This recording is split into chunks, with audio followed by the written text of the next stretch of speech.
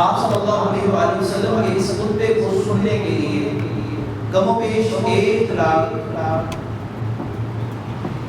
1,14,000 صحابہ کرام یا 1,24,000 صحابہ کرام نے اس خطبے کو سماعت فرمایا اور اقوام عالم تک رسول کریم صلی اللہ علیہ وسلم کے اس خطبے اور اس تعلیم کے منبع و مصدر کو پہنچایا۔ آپ صلی اللہ علیہ وسلم نے جو ارشاد فرمایا، آپ نے حضرت جریر بن عبداللہ البجلی رضی اللہ تعالیٰ عنہ، یہ وہ صحابی ہیں جن کے لیے رسول کریم صلی اللہ علیہ وسلم نے ارشاد فرمایا کہ یہ میری امت کا یوسف ہے۔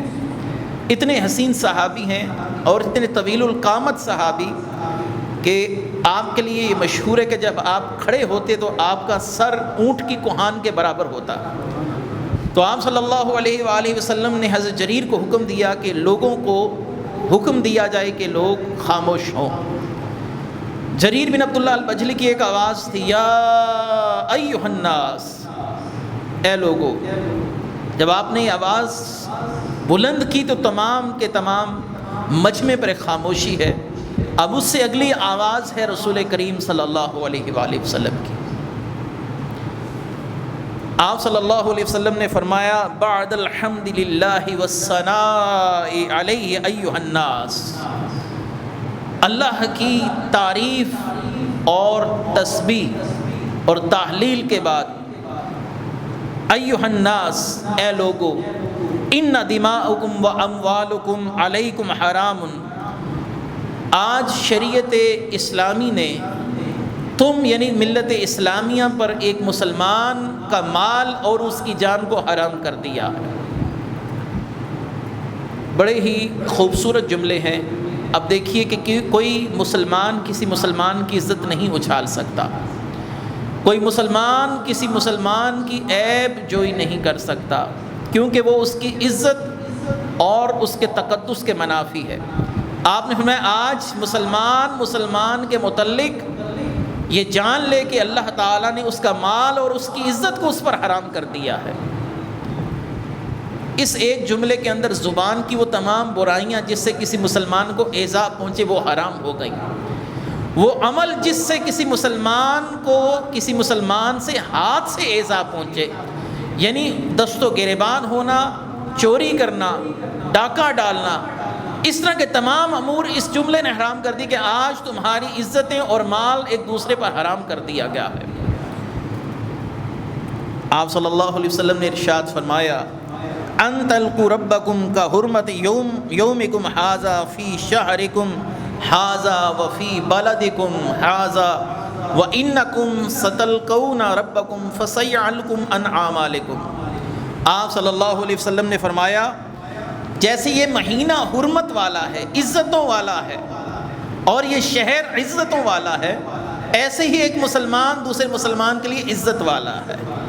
جیسے تم بیت اللہ میں آ کر اس کی عزت کرتے ہو، ایسے ہی تم پر لازم ہے کہ ایک مسلمان دوسرے مسلمان کی عزت کرے۔ اور آپ صلی اللہ علیہ وسلم نے فرمایا، ستلقون ربکم فیسألکم عن اعمالکم۔ یہ تیسرا جملہ انسان کی ساری زندگی کو راہ راست پر چلانے کے لیے کافی ہے۔ اے بندے، تجھے یوں ہی پیدا نہیں کیا کہ تیرے اعمال کا سوال تیرے رب کی بارگاہ میں پوچھا جائے گا۔ ستلقون ربکم فیسألکم عن اعمالکم، تجھے رب کی بارگاہ میں کھڑا ہونا ہے اور ہر عمل کا جواب دینا ہے۔ وقد بلغت فمن قانت عنده امانۃ، اور آپ صلی اللہ علیہ وآلہ وسلم نے فرمایا، سنو میں نے اللہ کا پیغام پہنچا دیا ہے۔ اس سے ایک بات تو اور بھی واضح ہوئی کہ شریعت کا کوئی حکم رسول کریم صلی اللہ علیہ وسلم نے نہیں چھپایا۔ آپ صلی اللہ علیہ وسلم نے شریعت کا کوئی بھی اللہ کی طرف سے نازل کردہ حکم نہیں چھپایا۔ جو حلال کا حکم تھا، حرام کا حکم تھا، اور جو قیامت تک پیش آنے والے معاملات کے اندر انسان کو رہنمائی کی ضرورت تھی، عقائد کا معاملہ ہو، رسول کریم نے تمام کا تمام مکمل فرما دیا۔ اس کا کیا مطلب ہے کہ اب رسول اللہ صلی اللہ علیہ وسلم کے بعد نبی کوئی نہیں آ سکتا، کیونکہ شریعت مکمل ہو گئی۔ آپ نے فرمایا، میں نے آج تم پر شریعت کو مکمل کر دیا، جو میرے رب نے مجھ تک پہنچایا وہ میں نے تم تک پہنچا دیا ہے۔ اس سے واضح ہوا کہ عقیدہ ختم نبوت رسول کریم صلی اللہ علیہ وسلم کے خطبہ حجت الوداع کا ایک حصہ تھا۔ اس کے بعد اب کوئی اور حکم نہیں آنے والا۔ کیا معنی ہوا؟ کوئی اور حکم نہیں آنے والا، تو سیدھا سا معنی ہے، سیدھا سا مطلب ہے کہ کوئی اور نبی نہیں آنے والا۔ آپ صلی اللہ علیہ وآلہ وسلم نے فرمایا، اور اس کے بعد آپ نے فرمایا کہ آج تم پر سود کو حرام کر دیا گیا۔ سود کی دو قسمیں ہیں، ایک یہ ہے کہ آپ کسی شخص کو رقم دیں، مثلا آپ نے کسی شخص کو 10 روپے ادھار دیے اور اس سے اس بات پر معاہدہ طے ہو جائے کہ اب آپ نے مجھے 10 نہیں 11 روپے واپس کرنے ہیں۔ ایک معینہ مدت تک آپ نے اس کو 10 روپے دے دیے، 15 دنوں کے لیے، 20 دنوں کے لیے، 1 مہینے کے لیے، اور اس سے طے ہوا کہ اب جب تم مجھے یہ 10 روپے لوٹاؤ گے تو اس پر اضافہ کر کے لوٹاؤ گے۔ یہ سود کی وہ پہلی قسم ہے جو عرب کے اندر اس وقت عام تھی اور رائج تھی۔ اور سود کی دوسری قسم جو رسول کریم صلی اللہ علیہ وآلہ وسلم کے دور میں مروجہ تھی، رائج تھی، وہ یہ تھی کہ آپ نے کسی شخص کو 10 روپے ادھار دیے اور اس کے ساتھ یہ طے پایا کہ آپ ہر مہینے مجھے 2 روپے واپس کرو گے اور کل ملا کر 12 روپے واپس کرو گے۔ ایک ہے کہ یک مشت مجھے 10 روپے پر اضافہ کر کے واپس کرو گے، اور ایک یہ ہے کہ مجھے ہر مہینے تم اتنی رقم دو گے جو کل ملا کر میری اصل رقم سے زیادہ ہوگی۔ یہ سود کی صورتحال ہے۔ اور ایک صورتحال جو ہندوؤں نے بہت زیادہ عام کی ہمارے بر صغیر میں، کہ آپ کو میں نے 10 روپے دے دیے اور ہر مہینے 1 روپیہ لیتا رہوں، جب تک آپ مجھے 10 روپے نہیں دیں گے میں ہر مہینے آپ سے 1 روپیہ لیتا رہوں گا، یا 2 روپے۔ یہ تو میں آپ کو ایک آسان سی مثال سے سمجھا رہا ہوں۔ یہ سود کی 2-3 قسمیں ہیں جو مروجہ ہیں۔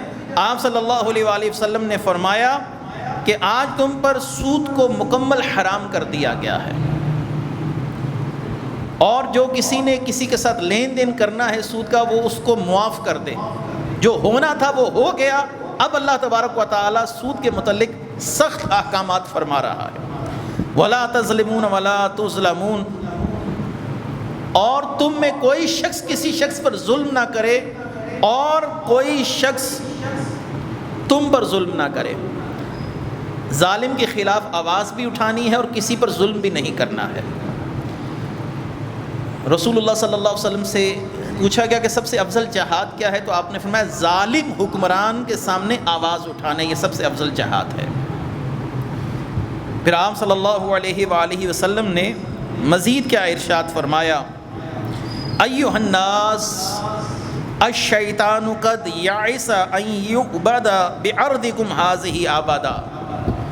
مجھ محمد نے تبلیغ کو ایسے مکمل کیا ہے کہ شیطان اب اس بات سے بالکل نا امید ہو گیا ہے کہ دین اسلام کو ختم کر سکے گا۔ دنیا میں اسلام رہے گا، شیطان جتنی مرضی کوشش کر لے، لیکن اسلام کے نام لیوا قیامت کی صبح تک باقی رہیں گے۔ ایھا الناس الشیطان قد یئس، شیطان نا امید ہو گیا ہے، ان یعبد بارضکم، اس مکے اور مدینے کے خطے میں اس کی پرستش کی جائے، شیطان کو نا امید کر دیا ہے میں نے، یعنی بت پرستی کا خاتمہ کر دیا گیا ہے۔ وَلَكِنَّهُ إِن يُطَعَ فِيمَا سِوَى ذَلِكَ فَقَدْ رَضِيَ بِمَا تَحْقِرُونَ مِنْ أَمْوَالِكُمْ فَاحْذَرُوهُ عَلَى دِينِكُمْ۔ آپ صلی اللہ علیہ وآلہ وسلم نے فرمایا لیکن شیطان کی تم پرستش تو نہیں کرو گے، لیکن شیطان کی اطاعت ضرور کرو گے، یعنی چھوٹے بڑے گناہ ضرور کرو گے۔ اس کی عبادت تو نہیں کی جائے گی کہ تم اللہ کی عبادت کو چھوڑ دو، ایسا نہیں ہے۔ اللہ کی عبادت رہے گی، لیکن تم میں لوگ نمازیں بھی چھوڑیں گے، تم میں لوگ جھوٹ بھی بولیں گے، تم میں لوگ بے حیائی بھی کریں گے، فحاشی بھی ہوگی، لیکن کلیاتاً کوئی مسلمان اللہ کی عبادت نہیں چھوڑے گا۔ آپ صلی اللہ علیہ وآلہ وسلم نے فَاحْذَرُوهُ عَلَى دِينِكُمْ، اے میری امت، اے میرے لوگوں، شیطان کے ان جالوں سے اپنے آپ کو بچا کے رکھنا۔ پھر آپ صلی اللہ علیہ وآلہ وسلم نے فرمایا ایھا الناس اتقوا واستوصوا بالنساء خیرا فانہم عندکم عوان۔ آپ نے فرمایا اللہ سے ڈرتے رہو اور میں تمہیں اپنی بیویوں کے متعلق حسن اخلاق کی وصیت کرتا ہوں۔ پہلے آپ صلی اللہ علیہ وسلم نے کامیاب معاشرے کے کچھ اصول بیان کیے، اب کامیاب گھر کے کچھ اصول بیان کیے جا رہے ہیں۔ آپ نے فرمایا وَاسْتَوْصُوا بِالنِّسَاءِ خَيْرًا، اپنی بیویوں سے اچھا سلوک کرو۔ اور ایک حدیث ہے جو اس کی تائید کرتی ہے، تم میں سب سے بہترین وہ ہے جو اپنے اہل خانہ کے ساتھ اچھا ہے، اور میں اپنی بیویوں کے ساتھ، اپنے گھر والوں کے ساتھ سب سے بہتر ہوں۔ آگے آپ صلی اللہ علیہ وآلہ وسلم نے ارشاد فرمایا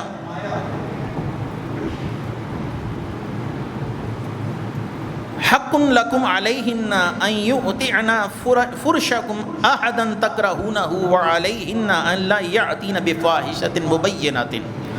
آپ صلی اللہ علیہ وسلم نے فرمایا ایسے ہی بیویوں کو بھی اللہ تبارک و تعالیٰ کے حکم سے میں حکم دے رہا ہوں کہ تمہاری غیر موجودگی میں اپنی عزت اور اپنی عفت کی حفاظت فرمائیں۔ شوہر گھر میں نہیں ہے تو شوہر کے مال کی بھی وہ ضامن ہے اور اپنی عزت کی بھی وہ ضامن ہے۔ اپنی عزتوں کی حفاظت کریں، اپنے شوہر کے مال کی حفاظت کریں۔ آپ صلی اللہ علیہ وآلہ وسلم نے مزید ارشاد فرمایا قد ترکت فیکم ما لن تضلوا بعدی ابدا ان اعتصمتم به امرین کتاب اللہ عز وجل وسنت نبیہ صلی اللہ علیہ وسلم۔ اے لوگوں، میرے بعد جب تمہیں رہنمائی کی ضرورت پڑے تمہارے پاس، میں دو بڑی چیزیں چھوڑ کر جاؤں گا۔ ایک اللہ کی کتاب ہے، ایک مجھ مصطفیٰ کی سنتیں ہیں۔ اگر تمہیں کسی شے سے رہنمائی چاہیے ہو تو اللہ کی کتاب سے رہنمائی لو، اور دوسری چیز مجھ محمد کی شریعت میں سنت رسول ہے صلی اللہ علیہ وسلم۔ اب یہاں پر رک کر میں ایک بات ضرور کہوں گا، قرآن کریم فرقان حمید کے متعلق ایک گروہ کا عقیدہ ہے کہ قرآن اب محفوظ نہیں ہے۔ جو محفوظ قرآن ہے وہ امام مہدی رضی اللہ تعالی عنہ ایک غار میں لے کر روپوش ہیں، اور قیامت سے پہلے آپ باہر تشریف لائیں گے اور اس اصل قرآن کو ظاہر کریں گے کہ اصل قرآن یہ ہے۔ یہ کوئی مفروضہ نہیں، یہ اس مسلک کی جہیت اور بڑی کتابوں کا عقیدہ ہے کہ امام مہدی غیبت صغرا اور غیبت کبریٰ دو ادوار سے گزریں گے۔ 73 سال تک امام مہدی سے 4 لوگوں نے دین سیکھا اور آگے پہنچایا۔ آپ غار کے اندر سے لوگوں سے بات کرتے تھے، پہلا شخص، دوسرا شخص وہ مر گیا، پھر تیسرا آیا، تیسرا مر گیا، چوتھا آیا۔ اس کے بعد امام مہدی کا ظہور ہوگا قیامت کے پاس 4 اشخاص کے مرنے کے بعد۔ اب امام مہدی سے استفادہ نہیں ہو سکتا۔ یہ غیبت کبریٰ کا دور ہے۔ غیبت صغریٰ یہ تھی کہ امام مہدی کو دیکھا کسی نے نہیں تھا، ایک شخص کو امام مہدی حکم دیتے تھے غار کے اندر سے، وہ لوگوں تک پہنچاتا تھا۔ جب وہ مر گیا پھر دوسرا شخص اس کی جگہ پر اس کا نائب بنا، وہ امام مہدی سے شریعت سیکھتا اور لوگوں تک پہنچاتا۔ ایسے ہی 73 سال میں 4 لوگوں نے امام مہدی سے دین سیکھا اور آگے پہنچایا، اور اس کے بعد اللہ تعالیٰ نے یہ سلسلہ بھی بند کر دیا۔ آپ اصل قرآن لے کر قیامت سے پہلے ایک دفعہ ظاہر ہوں گے۔ یہ اس گروہ کا ایک بنیادی عقیدہ اور نظریہ ہے۔ خود سوچئے کہ اب اصل قرآن تو ہمارے پاس ہے نہیں بقول ان کے، اور یہ قرآن تحریفات سے پر ہے اور تبدیلیوں کے ساتھ بھرا ہوا ہے، اور اصل قرآن تو امام مہدی کے پاس ہے۔ یہ جو دور ہے امام مہدی کے غیبت کبریٰ کا دور، جس میں امام مہدی سے استفادہ نہیں ہو سکتا، اور قیامت کی صبح سے کچھ دیر پہلے تک امام مہدی غائب رہیں گے بقول ان کے۔ خود سوچئے کہ پھر مسلمانوں کے لیے منشور حیات کیا ہے، مسلمان کس پر عمل کریں گے؟ جب اللہ نے قرآن امت تک پہنچانا ہی نہیں تھا، ایک شخص کو دے کر غار کے اندر بٹھا دیا گیا ہے، تو مسلمان اپنی کامیاب زندگی کے لیے کس سے رہنمائی لے گا؟ وہ تو قیامت والے دن کہے گا یا اللہ جو تو نے منشور دیا تھا وہی امینڈڈ تھا، وہ محفوظ نہیں تھا، میں عمل کس پر کرتا؟ اصل قرآن تو امام مہدی کے پاس تھا، اب مجھے تو جہنم میں کیوں پھینک رہا ہے؟ تو یہ تمام کی تمام باتیں مفروضے ہیں۔ رسول کریم صلی اللہ علیہ وسلم جانتے تھے قرآن محفوظ ہے اور قیامت کی صبح تک محفوظ ہی رہے گا۔ آپ نے فرمایا تمہارے پاس 2 چیزیں چھوڑ کر جا رہا ہوں جن سے رہنمائی لے سکتے ہو، ایک اللہ کا قرآن ہے اور ایک مجھ محمد کا فرمان ہے۔ 2 چیزیں تم تک چھوڑ کر جا رہا ہوں، ایک اللہ کا قرآن رہے گا، ترکت فیکم ما لن تضلوا، جن کو تھام لوگوں کے گمراہ نہیں ہوگے، اور ان کو ایسے تھام کر رکھنا جیسے دانتوں کے ساتھ کسی چیز کو مضبوطی سے پکڑا جاتا ہے۔ اور آپ صلی اللہ علیہ وسلم نے فرمایا ایھا الناس اسمعوا قولی، لوگوں میری بات کو غور سے سنو، وَعَقِلُوهُ تَعْلَمُنَّ أَنَّ كُلَّ مُسْلِمٍ أَخٌ لِمُسْلِمٍ وَأَنَّ الْمُسْلِمِينَ إِخْوَةٌ، مسلمان مسلمان کا بھائی ہے، مسلمان مسلمان کے ساتھ کبھی برا سلوک نہیں کر سکتا۔ اس لیے تو رسول کریم صلی اللہ علیہ وسلم نے فرمایا المسلم من سالم المسلمون من لسانہ و یدہ، مسلمان وہ ہے جس کے ہاتھ سے بھی مسلمان محفوظ ہے، جس کی زبان سے بھی مسلمان محفوظ ہے۔ ایک یہ تعریف ہے مسلمان کی جو رسول کریم نے کی ہے، ایک وہ ہے جو ہم خود کرتے ہیں، سارے کام کرنے ہیں اور کہنا ہم بڑے کامل مسلمان ہیں۔ آپ صلی اللہ علیہ وآلہ وسلم نے پھر ارشاد فرمایا وَعَلَى لَزُومِ جَمَاعَةِ الْمُسْلِمِينَ، مسلمانوں کی بڑی جماعت کے ساتھ جڑ کے رہنا، اتبعوا السواد العظم، بڑی جماعت کے ساتھ خود کو منسلک رکھنا، جو بڑی جماعت کے عقیدے ہیں اپنے عقیدوں کو انہی عقیدوں کے ساتھ ملائے رکھنا۔ کیوں؟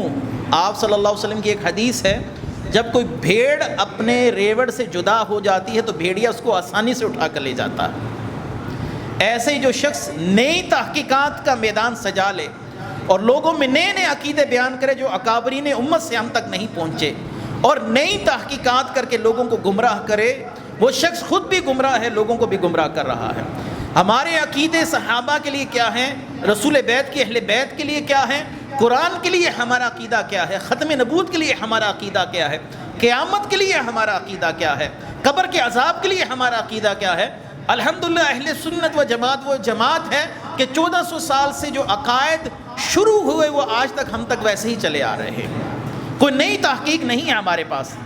ایک شخص کہتا ہے ایسے نہیں تو ایسے ہے، رسول کریم پہلے فرما رہے ہیں علیکم بالجماعت اتبعوا السواد العظم، خود کو بڑی جماعت کے ساتھ رکھنا، نئے نئے عقیدوں کو قبول نہ کرنا شروع کر دینا۔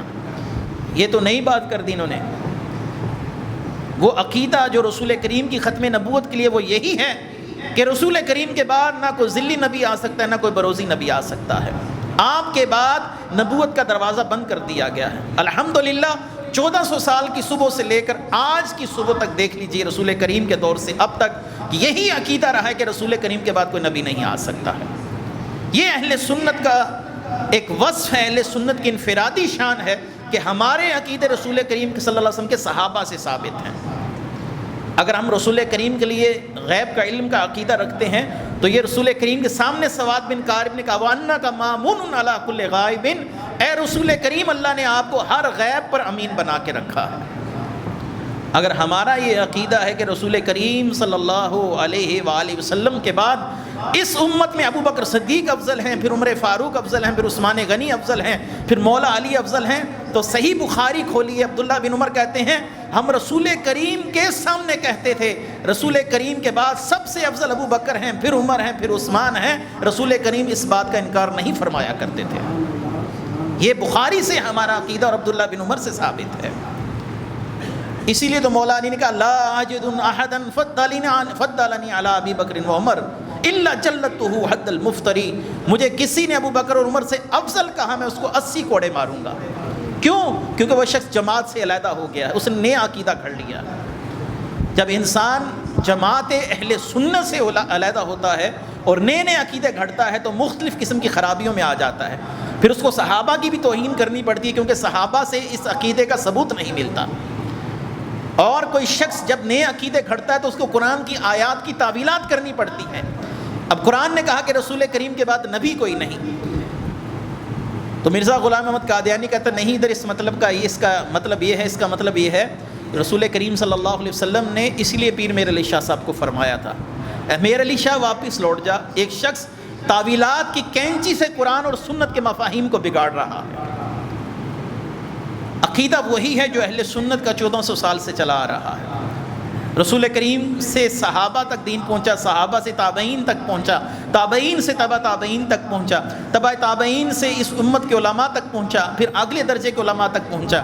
الحمدللہ ہمارے یہ عقائد نظریات کی جو جڑیں ہیں وہ رسول کریم صلی اللہ علیہ وسلم کے دور سے شروع ہوتی ہیں۔ اور آپ صلی اللہ علیہ وآلہ وسلم نے فرمایا وَلَزُومِ جماعت المسلمین، بڑی جماعت کے ساتھ رہنا۔ یہ جو نئے نئے مولویوں کی تحقیقات آتی ہیں، ایسے نہیں تو ایسا ہے، ایسا نہیں تو ایسا ہے، ہمارے عقیدے الحمدللہ عقیدہ طحاویہ میں موجود ہیں، عقائد نصفی میں موجود ہیں، داتا صاحب نے کشف المعجوب میں لکھ دیے ہیں، بخاری شریف سے ثابت ہیں۔ یہ وہ عقائد و نظریات ہیں جو رسول کریم کے دور سے نسل در نسل ہم تک پہنچے ہیں۔ پھر آپ صلی اللہ علیہ وآلہ وسلم نے ارشاد فرمایا اللہ تعالیٰ اس شخص پر رحم فرمائے جس نے میری بات کو سنا اور دوسروں تک پہنچایا۔ تم لوگوں پر لازم ہے جو 1,14,000 یہاں پر کھڑے ہیں میری گفتگو کو دوسروں تک پہنچائیں۔ جس نے مجھ سے سنا فَرُبَّ حَامِلِ فِقْهِ وَلَيْسَ بِفَقِيهِ، بڑے خاص جملے ہیں یہ۔ رسول کریم 1,14,000 صحابہ سے جو ان کے سامنے اس وقت کھڑے ہیں، فرما رہے ہیں مجھ سے دین سیکھو اور دوسروں تک پہنچا دو۔ آپ صلی اللہ علیہ وسلم کو اگر کسی صحابی کی عدالت میں شک ہوتا، صحابی کے کردار پر شک ہوتا، صحابی کے دین پہنچانے پر شک ہوتا، تو آپ تمام صحابہ سے یہ نہ کہتے کہ مجھ سے جو تم نے 1,14,000 نے سنا ہے وہ دوسروں تک پہنچا دو۔ کہہ دیتے مجھے 10 لوگ اعتماد والے اس کے اندر چاہیے، وہ 10 لوگ یہ والے ہیں یہ دین آگے پہنچا سکتے ہیں، باقی مجھے کسی پر اعتماد نہیں ہے۔ یہی وجہ ہے کہ اہل سنت کا عقیدہ ہے کہ حدیث ہو یا قرآن ہو، اس میں کوئی صحابی متہم نہیں ہے۔ صحابہ کی شان یہ ہے کہ جب صحابی کا نام آ جاتا ہے تو اس سے آنکھیں بند کر کے دین لے لیا جاتا ہے، آنکھیں بند کر کے صحابہ کے کردار پر گفتگو کی ہی نہیں جاتی، کیونکہ رسول کریم فرما رہے ہیں تم نے جو مجھ سے سنا ہے سب نے وہ آگے تک پہنچاؤ۔ یہ رسول کریم کا جملہ ان صحابہ کے لیے ایک سند کی حیثیت رکھتا ہے، یہ ان صحابہ کے لیے ایک امتیازی سند ہے، ایک شان ہے کہ آپ صلی اللہ علیہ وسلم ان کی دینداری کو قبول فرما رہے ہیں اور ان کے دین پر اعتماد فرماتے ہوئے کہہ رہے ہیں کہ مجھ سے دین آگے تک پہنچا دو۔ اگر میں یہاں پر کسی شخص سے کھڑے کر کے اس کے کہوں کہ جو تم نے مجھ سے خطاب سنا وہ آگے تک پہنچاؤ، اس کا مطلب مجھے اس پر اعتماد ہے تو بات کہہ رہا۔ اگر مجھے اس پر اعتماد ہی نہ ہو، وہ شخص جھوٹا ہو، کذاب ہو اور لوگوں کے ساتھ کذب بیانی والا معاملہ کرتا ہو، تو میں یہ بات کبھی بھی اس سے نہیں کروں گا۔ اس کا مطلب یہ ہے کہ جو اہل سنت کا قاعدہ الصحابہ کلہم عدول، کہ صحابی پر دین کے مسئلے پر کوئی جرح نہیں کی جا سکتی، اس کی وجہ یہی ہے کہ رسول کریم نے ان پر اعتماد کیا ہے اور ان کا کلمہ پڑھنے والوں نے بھی صحابہ پر اعتماد کر لیا ہے۔ اللہ یا رسول اللہ،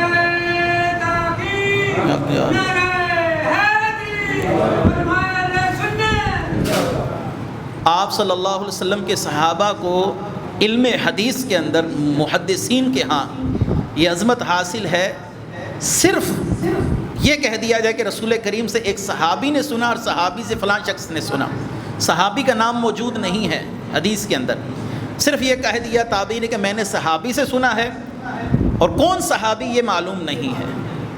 محدثین اس جگہ پر ایک لمحے کے لیے بھی توقف نہیں کرتے، کہتے ہیں جب یہ پتہ چل گیا وہ صحابی ہے، ہمیں اس کے نام سے کوئی لینا دینا نہیں ہے، صحابی دین کے مسئلے میں متہم نہیں ہو سکتا ہے۔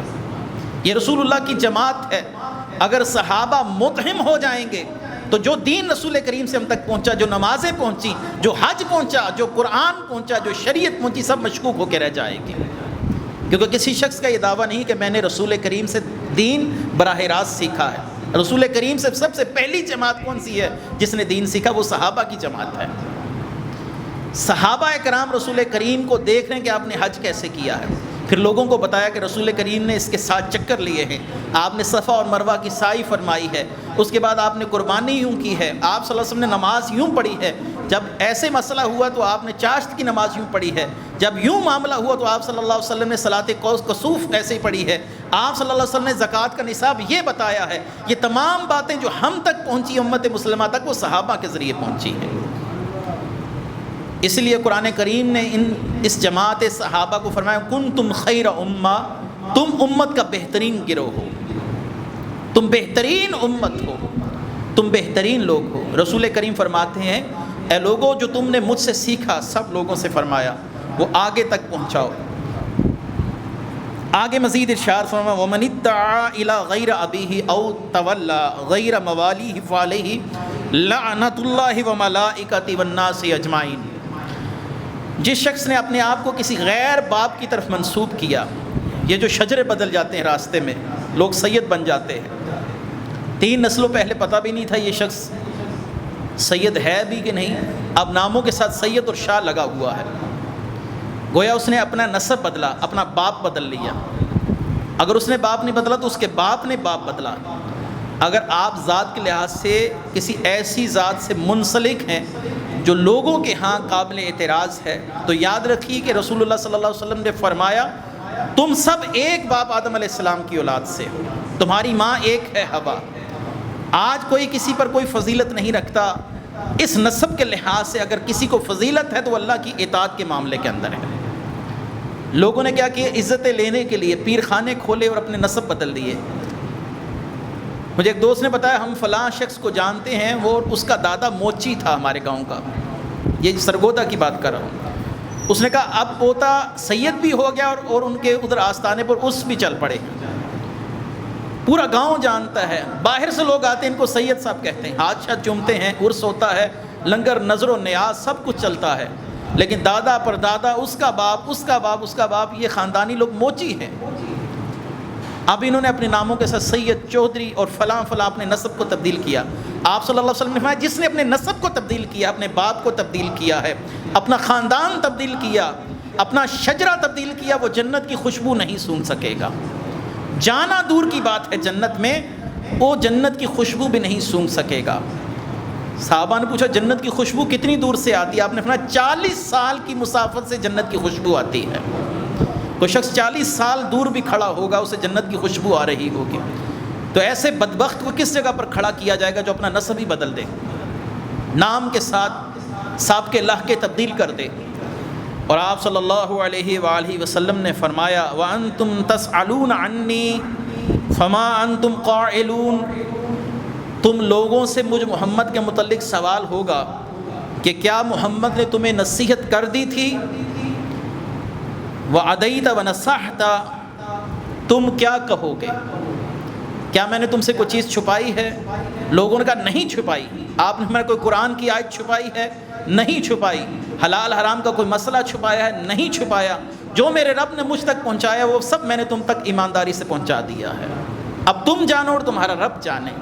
میرا کام تم تک پیغام پہنچا دینا تھا.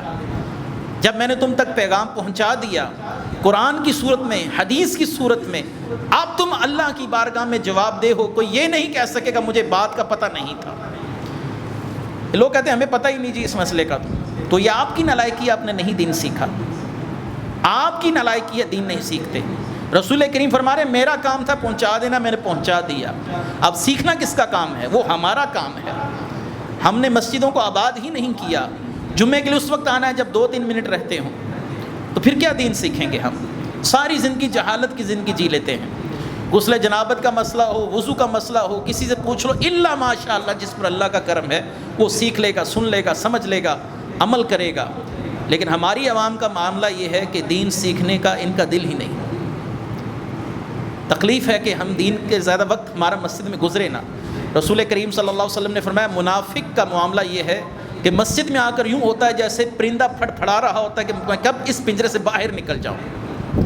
اور جب کسی کو مسجد میں زیادہ آتے جاتے دیکھو، مسجد میں بیٹھے دیکھو زیادہ، تو اس کے ایمان کی گواہی دو یہ شخص مومن ہے.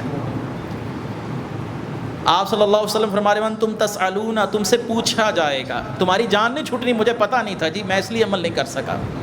وانتم تسألون، رب کی بارگاہ میں پوچھا جائے گا. وضو نہیں آتا تھا تو سیکھا کیوں نہیں ہے؟ یہ عذر نہیں ہے مجھے نہیں پتا، میری جان چھوٹ جائے گی یہ کہہ کر. جب آپ نے کاروبار کرنا ہے، بچیوں کے رشتے کرنے ہیں، کہیں معاملات چلانے ہیں مالی، تو 10 لوگوں سے مشورہ بھی ہے، استخارہ بھی ہے، تحقیقات بھی ہے. لیکن جب دین سیکھنا ہے تو دین کے لیے آپ کے پاس وقت نہیں ہے. دین کے لیے آپ کے پاس وقت نہیں. آپ صلی اللہ علیہ وسلم نے 23 سال کس لیے لگائے ہیں؟ اس امت کو دین سکھانے ہی کے لیے لگائے ہیں. امت آگے سے کہ میں تو سیکھے ہی نہیں جی، مجھے پتہ ہی نہیں. مجھے پتہ نہیں. اس شخص کے لیے 2 عذاب ہیں، یہ بات سن لیجئے. ایک یہ اس نے سیکھا نہیں ہے، دوسرا اس نے عمل نہیں کیا. جس نے سیکھا ہے عمل نہیں کیا اسے ایک عذاب ہے کہ اس نے عمل نہیں کیا، سیکھا ضرور ہے. اور جس نے سیکھا ہی نہیں وہ 2 گناہوں کا وبال لے رہا ہے. نہ سیکھا نہ عمل کیا، نہ نماز پڑھنا سیکھی نہ نہ غسل جنابت کرنا سیکھا، نہ عمل کیا۔ تو آپ صلی اللہ علیہ وسلم نے اسی دین کے لیے پتھر کھائے ہیں، اسی دین کے لیے تکلیفیں اٹھائی ہیں، اور آپ فرما رہے ہیں تم تسألون، تمہاری جاں خلاصی نہیں ہو سکتی، پوچھا جائے گا، لازمی پوچھا جائے گا، انی فما انتم قائلون، میں نے جب کوئی چیز تم سے چھپائی نہیں تو اب سیکھنا تمہارا کام ہے، تم میری شریعت کو کیوں نہیں سیکھتے؟ قالوا نشہد انک بلغت وادیت ونصحت، پورا مجمع پکار اٹھا، ہم گواہی دیتے ہیں محمد مصطفیٰ صلی اللہ علیہ وسلم، آپ نے اپنے رب کا پیغام پہنچایا اور حق ادا فرما دیا ہے، آپ نے حق ادا کر دیا ہے، آپ نے کوئی چیز نہیں چھپائی۔ اور آپ صلی اللہ علیہ وآلہ وسلم نے اس کے بعد کچھ ایسے کلمات فرمائے ہیں جن کا خلاصہ یہ ہے، اللہم لک الحمد کالذی نقول وخیرا مما نقول، اللہم لک صلاتی ونسکی ومحیای ومماتی الیک معبا ولک ترانی۔ آپ نے فرمایا میری نمازیں میرے رب کے لیے، میری قربانیاں میرے رب کے لیے، میری زندگی میرے رب کے لیے، میری موت میرے رب کے لیے، اور سب نے لوٹ کر اپنے اللہ کی طرف جانا ہے۔ پھر آپ صلی اللہ علیہ وسلم نے اللہ میں عذاب قبر سے، سینے میں پیدا ہونے والی وسوسوں سے، اور اپنے ذہن میں خیالات کے منتشر ہونے سے تیری پناہ مانگتا، تاکہ یہ امت کے لیے دعائیں جو ہیں یہ ایک سبق بن جائیں۔ اور پھر آپ صلی اللہ علیہ وسلم کے لیے تو نعوذ باللہ کوئی عذاب قبر کا تصور بھی نہیں کیا جا سکتا۔ آپ کی یہ جو گفتگو ہے یہ امت کے لیے ہے کہ تم یہ دعائیں مانگا کرو کہ اے اللہ میں عذاب قبر سے، اور اے اللہ میں سینے میں پیدا ہونے والے وسواس سے، اور اے اللہ میں کسی مقصد کے منتشر ہونے سے تیری پناہ چاہتا ہوں۔ اور اس کے بعد آپ صلی اللہ علیہ وآلہ وسلم نے کچھ مزید کلمات فرمائے، اے میرے رب میرے باطن اور ظاہر کو تو جاننے والا ہے، اور میری کوئی حالت تجھ سے مخفی نہیں ہے، میں غمزدہ ہوں، فقیر ہوں، تیری بارگاہ میں عاجز بندہ ہوں، پناہ مانگنے والا ہوں، تجھ سے خوف رکھنے والا ہوں، میں ایک مسکین کی طرح تجھ سے سوال کرتا ہوں، اور تیری جناب میں دعا کرتا ہوں کہ اللہ مجھے اپنا ڈر عطا فرما۔ رسول کریم صلی اللہ علیہ وسلم کا یہ خطبہ میں نے اختصار کے ساتھ پڑھا۔ جب یہ خطبہ ختم ہوا تو اس وقت آیات اتری ہیں قرآن کی، الیوم اکملت لکم دینکم واتممت علیکم نعمتی وردیت لکم الاسلام دینا، کہ آپ صلی اللہ علیہ وسلم پر ان آیات کا نزول ہوا، الیوم اکملت لکم دینکم، آج اللہ نے تم پر دین مکمل فرما دیا ہے، آج تم پر دین مکمل کر دیا گیا ہے۔ اس کا مطلب یہ ہے کہ اب نہ کوئی اور شریعت آ سکتی ہے، نہ کوئی اور دین آ سکتا ہے، نہ کوئی نبی آ سکتا ہے۔ یہ جملے جہاں پر مختلف مفاہیم، تشریحات اور مختلف مقاصد شریعت کی طرف اشارہ کر رہے ہیں، اس میں ایک اشارہ یہ بھی تھا کہ رسول کریم کے بعد اب کوئی نبی نہیں آ سکتا، کیونکہ اللہ نے وعدہ کر لیا اب دین مکمل کر دیا گیا ہے۔ پچھلے نبیوں نے اگلے نبیوں کی خوشخبریاں دی ہیں، جیسے حضرت عیسیٰ نے رسول کریم کی خوشخبری دی ہے، میرے بعد ایک نبی آ رہے ہیں جن کا نام احمد ہوگا، لیکن رسول کریم نے اپنے بعد کسی اور نبی کی خوشخبری نہیں سنائی، تو یہ بھی اشارہ ہے کہ آپ کے بعد اب کوئی اور نبی نہیں ہوگا۔ وَأَتْمَمْتُ عَلَيْكُمْ نِعْمَتِي، اللہ نے آج تم پر نعمتیں مکمل کر دیں۔ جب یہ آیتیں اتری ہیں، آخری بات میں کرتا ہوں، تو تمام صحابہ خوش تھے کہ اب مزید شریعت کا کوئی حکم نازل نہیں ہوگا، جو اللہ نے ہم تک حلال حرام پہنچانا تھا پہنچا دیا۔ ان آیات کے نزول سے لوگوں میں خوشی تھی، صرف اگر کوئی رو رہا تھا تو صدیق اکبر رضی اللہ تعالیٰ عنہ رو رہے تھے۔